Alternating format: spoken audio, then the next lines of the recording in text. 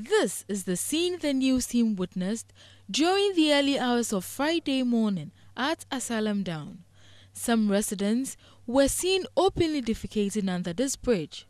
This drain was also filled with waste materials, including plastics, clothing, and vehicle parts.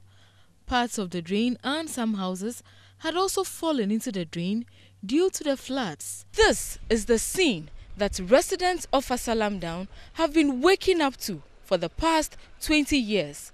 This situation only worsened after the famous June 3 floods that hit the country.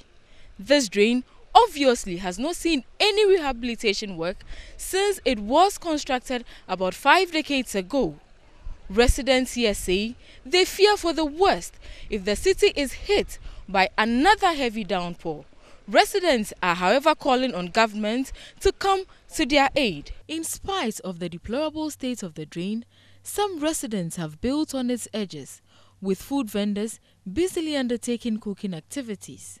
Some angry residents attributed the perennial floods in the area to the bad state of the drains. The drains are not properly done. They're being done for the past 50 years. Nothing has been done to repair the drains. And we're looking at a situation where houses are situated right on the lip of the drain. Now it creates a tunnel effect. And when the water is coming in after the rains or during the rains, you have a very serious torrent that goes through and takes everything along. This is further compounded by the fact that there's a lot of garbage coming in from Nima, Mamubi and places like that, being junked directly into the gutter. And that causes a lot of debris to move. And then there's a problem down the road that goes to the circle. There's a small tunnel-like effect out there which is created by the culvert. So the water cannot go through, the garbage cannot go through, it backs up. And we get the brunt of it. Look at what we're standing in. There's absolutely no way you can call this a drainage. It is now a dumping ground. And this is a health threat to everybody in this area in the country. People are cooking all around here. They're making food. We're talking about cholera. How are we going to get rid of cholera? This is the breeding ground for cholera. Every kind of thing is coming through this drainage. Raw sewage, dead people, animals, garbage, all of it. And no one sees this as good. But I'm being taxed. I'm asked to pay property rates. For what? Is that fair on Ghanaians? The government has to redo these drains and then cover these drains, for God's sake. This is the lives of people we're talking about. I want to give attention to those in authority, the AMA and the Member of Parliament. Told them that the successive governments have been here to measure and plan for the reconstruction of this drain. It's gone on for about 20 years and none of them has done the work.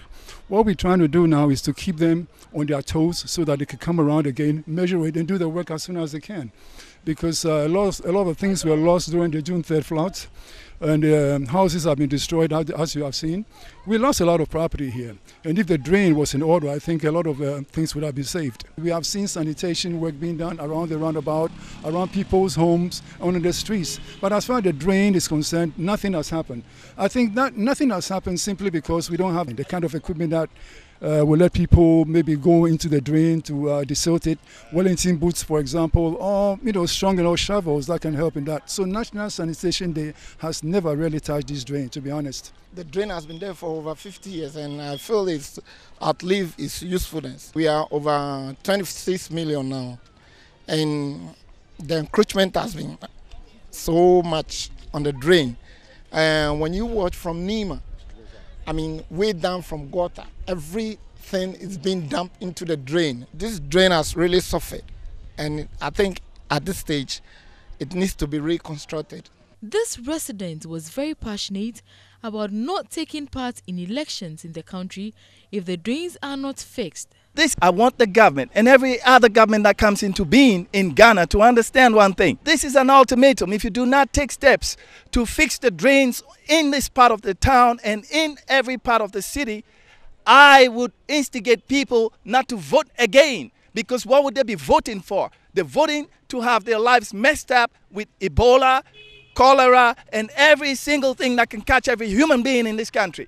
This is a shame for Ghana to be, 58 years independent, and we're living under such situations. I personally would not vote, and I'm going to instigate a lot more people not to vote again until this thing is done. The angry residents told Metro News they will be sending a petition to the AMA. From Asylum Down, Kate and Saul Forson, Metro News, Accra.